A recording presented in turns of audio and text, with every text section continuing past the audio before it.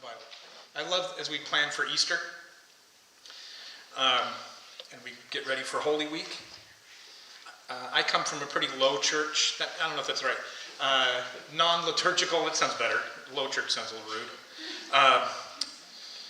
But different traditions. And we talk about, liturgical, non-liturgical.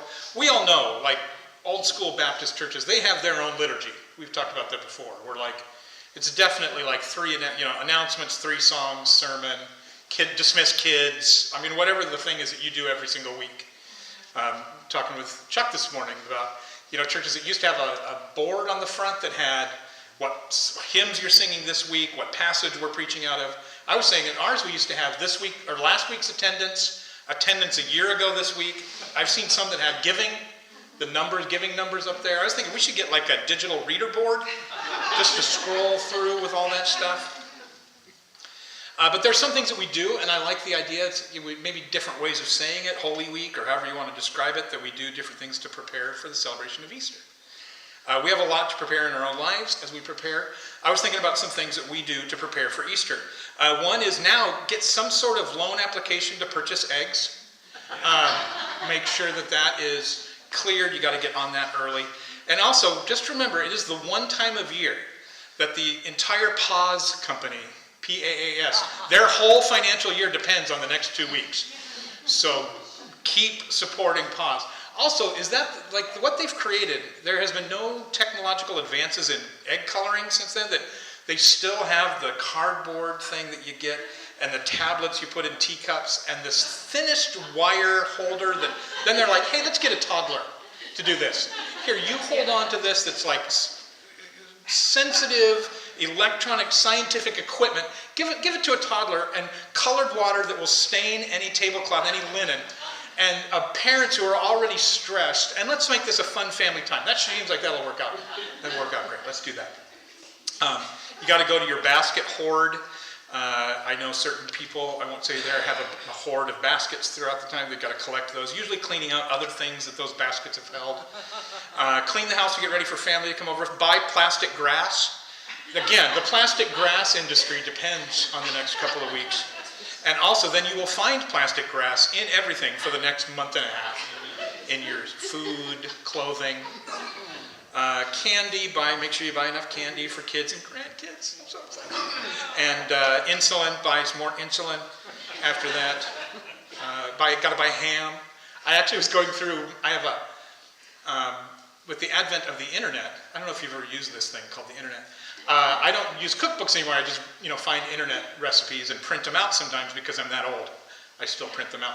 And I have this big wad. I was kind of culling through recipes. I found one that when I first started cooking for the home, I didn't know how to cook.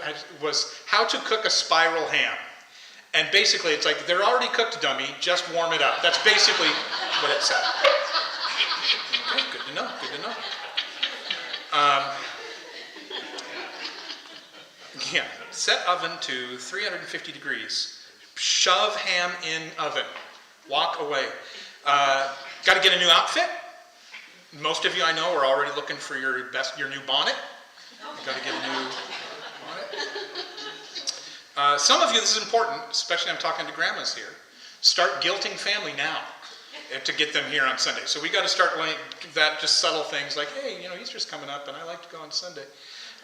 See if we can do that. Some families buy bunnies. Have any of you ever been a family that bought bunnies around Easter? And then that's how Mr. Bun ended up in our yard. I think the one I was talking about, the stray from the next door. The church is finding the flannel graph, finding the Easter flannel graph with the wrinkled paper rock that will be rolled away. For me, it's reviewing and refreshing and rethinking the reality of the Easter story. And as I present it, there's a little bit of pressure. Christmas Eve, Easter, there's a little pressure on the preacher to take the story that we're all here, we all know, but you better make it interesting and fascinating, and I got to tell you, I've given up. So I'm going to do my best. I'm going to tell the story. We'll talk about what it means that Jesus rose from the dead, and we'll let that speak for itself. I won't be nearly as clever as you would hope. But I want to talk a little bit, my favorite story leading up to it, and this has been an important story for me for years, is the story of Lazarus. And It was kind of a tent pole to the book that Deb and I wrote about. The title for today is Unbinding Lazarus. And an important story in itself and also what it teaches us. So I want to talk about the story as this is how Jesus prepared for Easter. He's outside of Jerusalem, and he realizes, right now it's kind of this thing, he's not circling literally, but he's kind of creeping up on Jerusalem. He's going in and out. And the idea is that there's more and more opposition to this teachings and the preaching and the story of Jesus. There are people who want to literally kill him. And so he's beginning to go around. And he spent some time in Bethany with Lazarus, Mary and Martha's brother. And then he leaves, and Lazarus gets sick. Deathly sick. And Mary and Martha send news to him, and it's not as easy in an email or a text because they don't really know exactly where he is. So somehow they get word to Jesus. And they said, hey, your dear friend Lazarus is sick.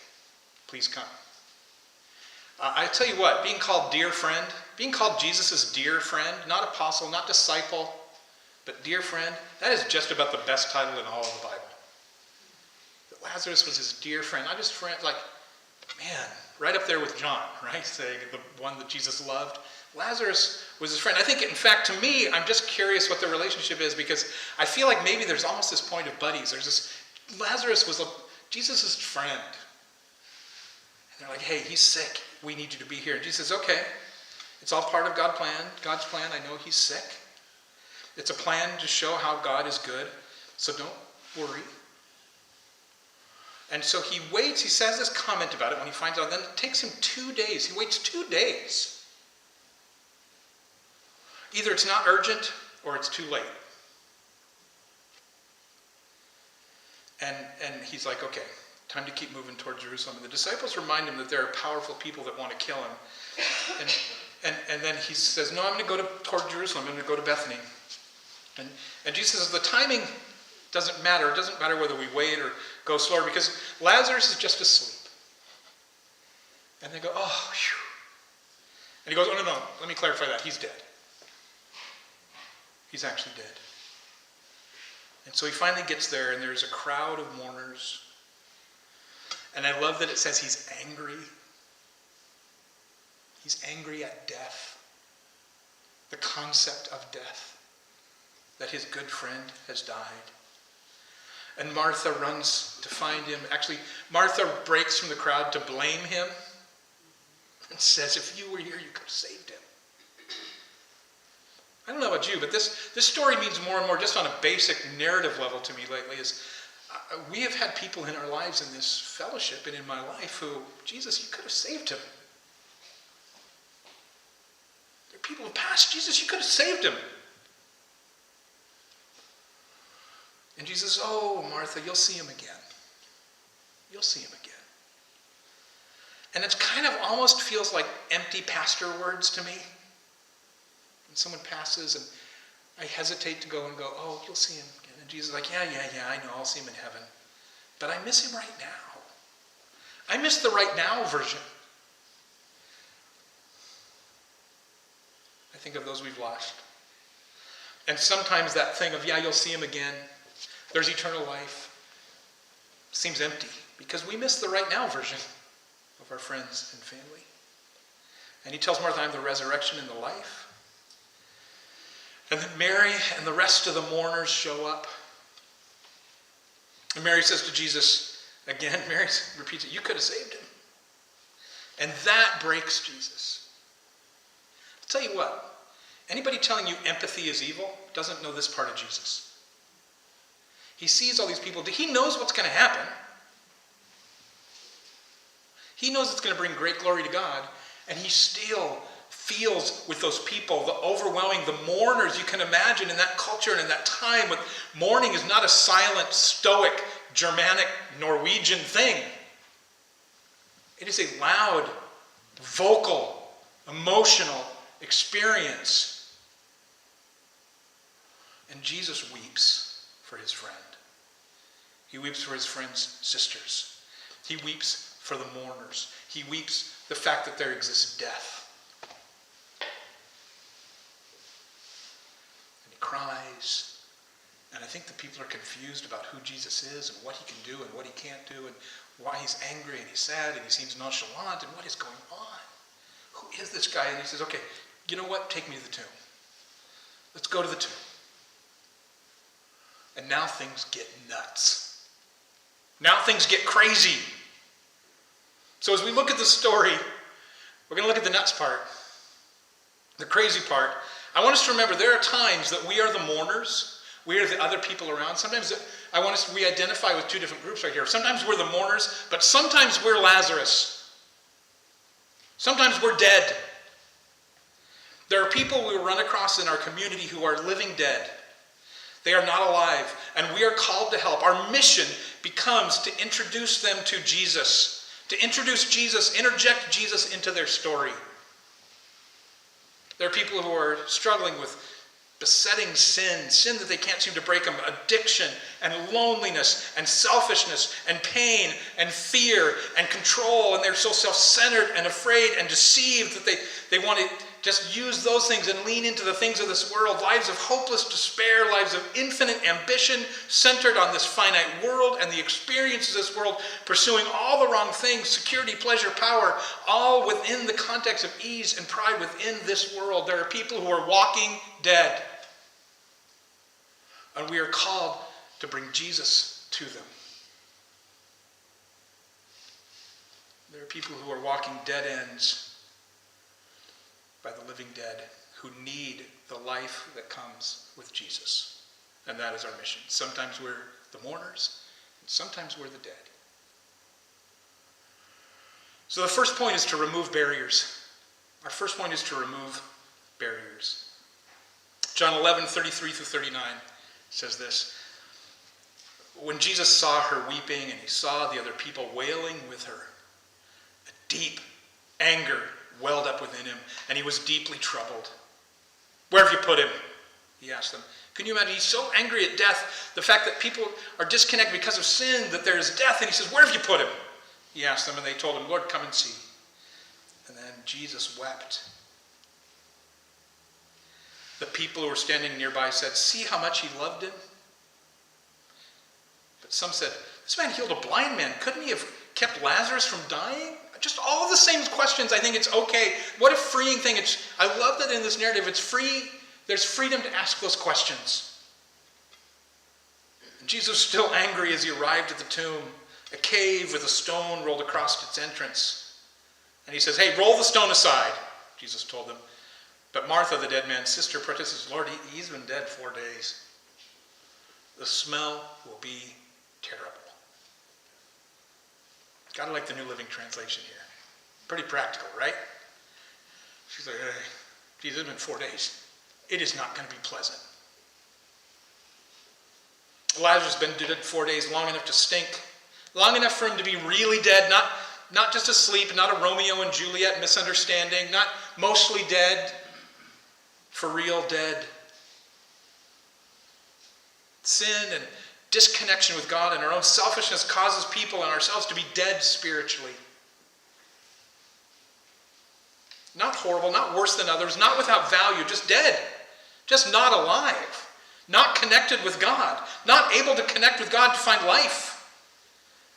The resurrection and life, dead people are just not able to connect because of this barrier. This stone. There's a big, giant rock keeping Lazarus in and keeping Jesus out. There's a big rock between Lazarus, the one who needs help, and Jesus who can offer it. And he tells the bystanders, the mourners, hey, go roll away the stone. Because here's the thing. Lazarus is dead. He can't roll the stone aside. On account of, he's dead. I think sometimes we demand of people who are spiritually dead to roll their own stone aside. Hey, why don't you get better? Why don't you do better? Can't you reach out to Jesus? Don't you see how horrible you are? All the sin holding you back? Roll your own stone. Why should I spend my effort and my time and my money and my voice to roll your stone away? You're the one who got in that tomb in the first place. You should have thought of that before you became dead. There are barriers that keep people from Jesus. And I'll admit, sometimes it's followers and non-followers, addiction, obsession, pride, fear, hobbies. It runs the gamut, right? Evil, sinful things that are just clearly sinful, things that are just, some things that might even be good, but we latch onto and we make idols of. Entertainment, ignorance, prejudice, politics, money, art, family, friends. Sometimes it's even church and tradition. Power, fear, desire for security. Sometimes, I've been thinking a lot about this one, just the unwillingness to grow and change. How do you define a dead plant? We have a great illustration in our home. We have a basil plant that Deb bought at Trader Joe's. Apparently they're infamous for not lasting long. I am a genius. I have kept this basil plant alive for months. And my secret is I put water on it. I don't know if you want to try that sometime. Also the secret is Deb put it right in a window where it gets light. Right? But I'll tell you how we know if it's dead or alive. If it's alive, it changes, gets bigger, sprouts new leaves, moves in a different direction. One that's dead, we have plenty of examples of those around our home. We know it's a dead plant because it ain't growing. Even if we put water on it. Even if we put it in the light. I've been thinking about this a lot. I think sometimes Christians are the worst. We're not growing because we are afraid or we're too arrogant to ever change our minds. By definition, learning means changing your mind, getting new information, new experience, reevaluating what we thought and going, oh, I'm going to go in a new direction. Because we're Christians. Hey, we got the Bible. We know what's right about everything. I learned that 52 years ago, and I'm never going to change. Wow, calm down, David. But you know what I'm saying? I'm guilty of it. I have my bias. I have my things that I learned. It has been the last 15 years of my life have been one of constant changing and reevaluating and having to grow and change my mind. And it has not always been great. I'm going to challenge you to, whatever age you're at, however long you've been a follower, a year or 25 or 50 years, change your mind on something. Learn new truth. Don't just reinforce our previously held bias. Be willing to roll that stone aside. The barriers between us and Jesus need to be actively removed, and oftentimes we cannot do it ourselves. We have to let go of our pride and let others do that. Jesus called others to do this, not Lazarus. He could have miraculously also, Star Wars Force moved it away. He didn't. He asked the people around in his community, those who loved Lazarus so much that they were mourning his death. He said, you guys get over there and do this hard work. It is a big stone. It's going to take all of you, and you're going to have to grunt a little bit and move this. We need others to help. We need to work together. We don't need to be mad at the dead person trapped behind a huge rock that they can't move the huge rock. We don't need to go up to the rock and yell through the crack, hey, you're dead and that's bad and it stinks. Sometimes we don't want to move the rock because it's too big or we don't want to work with others, but we have to roll it away. We need to be with them in order to help them, in order to be in this mission from Christ, in order to interject Jesus into their life. We need to remove the barriers. We need to help them. We need to help them with cause and care and tangible aid. We need to listen and pray and walk with them. Give them the tools they need. Reach out even though it's gonna stink. I think, of course, of my own story. Being an addict. I was dead. And addiction, by definition, sometimes Christians get very prideful on step one, that we are powerless over our addictions. Christians go, you're not powerless, you have the power of Jesus. I believe I was a believer the whole time I was using, but I was powerless. I needed the help of other believers who loved me enough to help me roll away the stone, to roll away the stone in many cases for me, and be willing to sit with a stinky dead guy. Because I stank. There were consequences of my sin and of my addiction that were ugly and painful and stinky.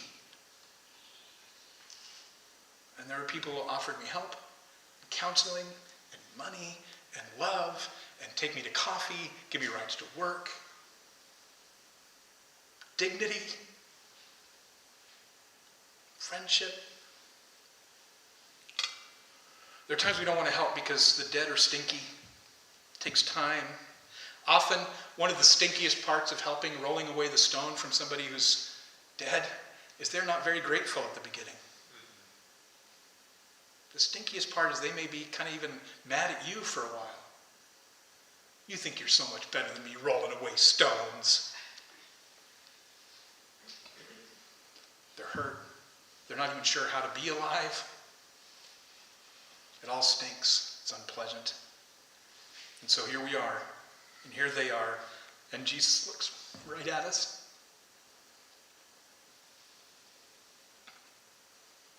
And he says, roll away the stone. You, go over there and roll that stone away. And that leads us to the second crazy part of the story. Respond and release. Jesus responds, didn't I tell you you'd see God's glory if you believe? So, love it, they rolled the stone aside. Then Jesus looked up to heaven and he said, Father, thanks for hearing me. You always hear me, but I said it out loud for the sake of those people standing here so that they would believe you sent me. Then Jesus shouted, Lazarus, come out!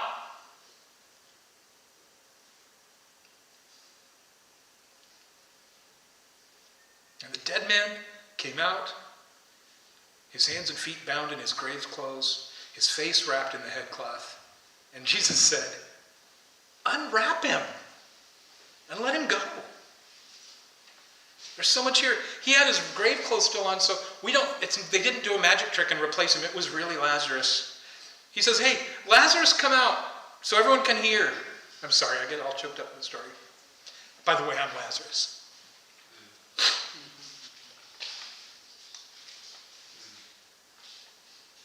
And Lazarus hears Jesus, and he responds in front of everybody.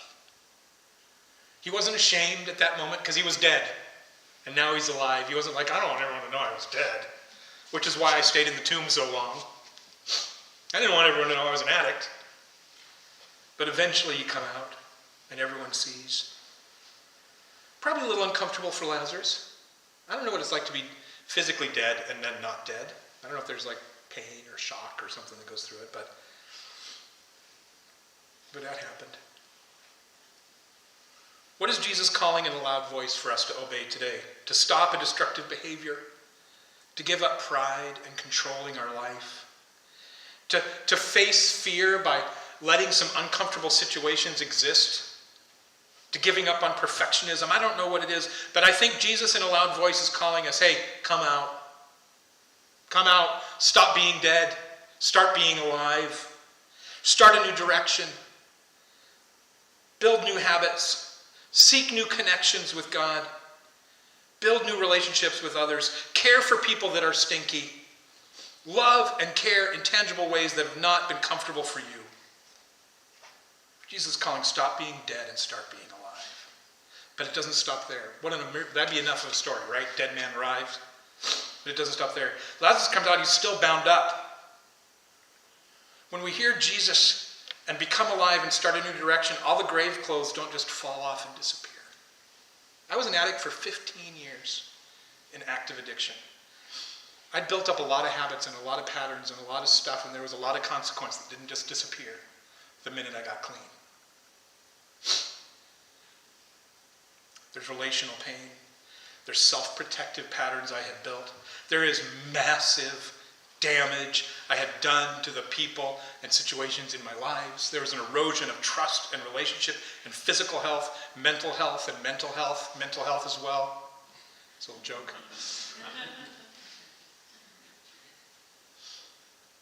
Lazarus, the greatest miracle to date, still, he wasn't perfect. when he came back out. He wasn't totally free yet. We do that to people. Here's this person who says they're free, but yet they still have problems. Get it together, Lazarus. His hands and his feet and his mouth all could work, but they were hindered by smelly grave clothes from his time being dead. All his functions were limited by the remnants of his death, relapse, patterns of sinfulness, habits, damage around him. And Jesus turns to the mourners. He turns to Lazarus' friends and he says, hey, give a guy some help. Go unbind him. It is so beautiful. I'm going to stop crying today, but Restore Church unbound me. It's called Cornerstone. But Jim Walter and all of you who are around then helped unbind me. So beautiful. So beautiful that we get an opportunity to get our hands literally dirty, to jump in with people and free them when they become alive, to help roll away, help remove the barriers, not shout at them, not shame them, to love them and to embrace them. And when they come out and it's ugly and everybody else has said, all right, yeah, now prove it to me, we say, let's unbind you. You've heard all the stories. This church, my family, my friends, Celebrate Recovery, Jim, strangers. There are kids and families in my kids' public school who gave us gas money and cared for us. We had the local theater group provide Christmas for the kids. All of that is unbinding Lazarus. And then one last thing. God's glory was revealed. John 11:45 to 48. Many of the people who were there with Mary believed in Jesus when they saw this happen. I guess so, right? I don't know what I think about this Jesus. Oh yeah, okay, you know what? I'm guessing it's true. But some went to the Pharisees and told them what Jesus had done. You know, how often we think, man, if I just had the best argument, we get so caught up in apologetics or something like that, that if I could just convince people, if I could just explain it well enough, if I just have ironclad evidence, then they'll believe in Jesus. Then the barrier's gone away. You know, there are people who see a man rise from the dead and they still like, I'm not giving up my political and social power. I'm going to run and make sure I squelch that. So they went to the Pharisees and told them what Jesus had done. And the leading priests and the Pharisees called the high council together and they're like, what are we going to do? They asked each other, this man certainly performs miracles, many miraculous signs. If we allow him to go on like this, soon everyone will believe in him. Then the Roman army will come and destroy both our temple and the whole nation. So I like how they kind of couch it in, we're really doing this for the people. But they're doing it for themselves. And when the people heard of Jesus' arrival, and this is in chapter 12, verses 9 through 11, when the people heard of Jesus' arrival, they flocked to see him, and also to see Lazarus, the man he had raised from the dead. And the leading priests decided to kill Lazarus too. For it was because of him that many of the people deserted the temple and believed in Jesus. The best testimony in the world, the best argument in the world, the best way to share Jesus is a dead person who became alive. And you all have that story. You were a dead person who became alive. And I don't care if that happened at 6 or if that happened at 60. The enemy, the other side, the powerful, those in positions of authority will do everything they can to hide alive people who used to be dead. And we cannot allow that. When I first was caught, my sister sent me this song. And I've been trying for years to find it. It's a guy named Randall Goodgame. And the song is called John 11. And I listened to this song on repeat for years. Because it's how I felt.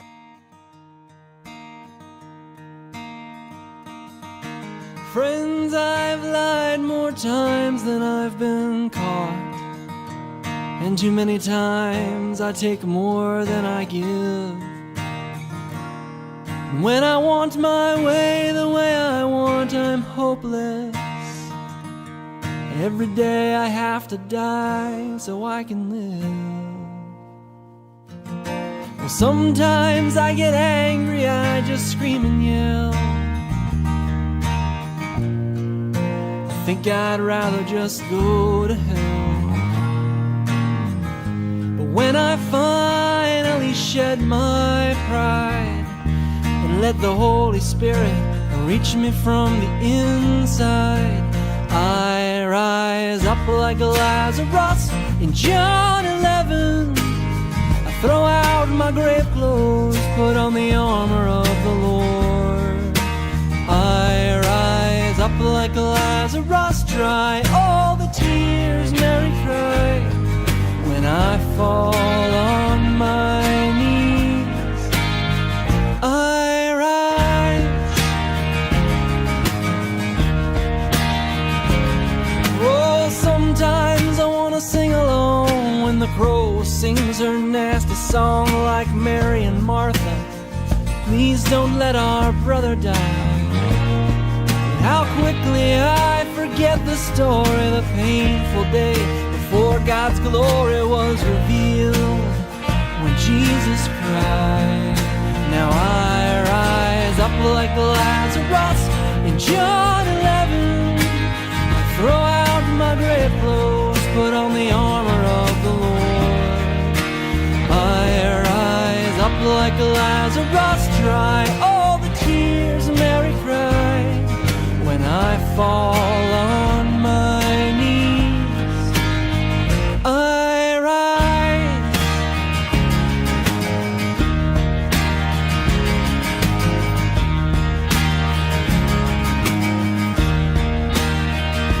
So let the grace of God wash over me all my days. As long as skin and bone hold on to me, Lord, I know till the day you free me from my sin, your love will take me in, just as I am, not as I should be. So I rise up like Lazarus in John 11. Oh, I throw out my grave clothes, put on the armor of the Lord. I rise up like Lazarus, dry all the tears Mary cried. When I fall on my knees, oh, I rise up like Lazarus, John 11. Oh, I throw out my grave clothes, put on the armor of the Lord. I rise up like Lazarus, dry all the tears Mary cried. When I fall on my knees, I rise.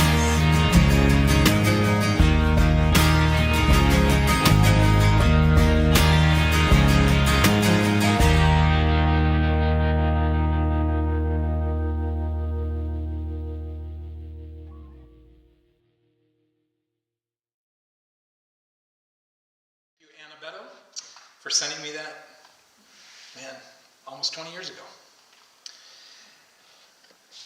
So leave this. John 11:48a said, if we allow him to go on like this, soon everyone will believe in him.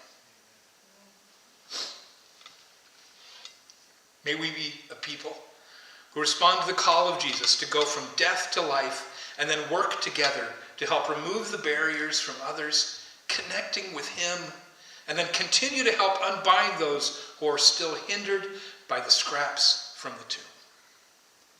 Blessings. We'll see you next week.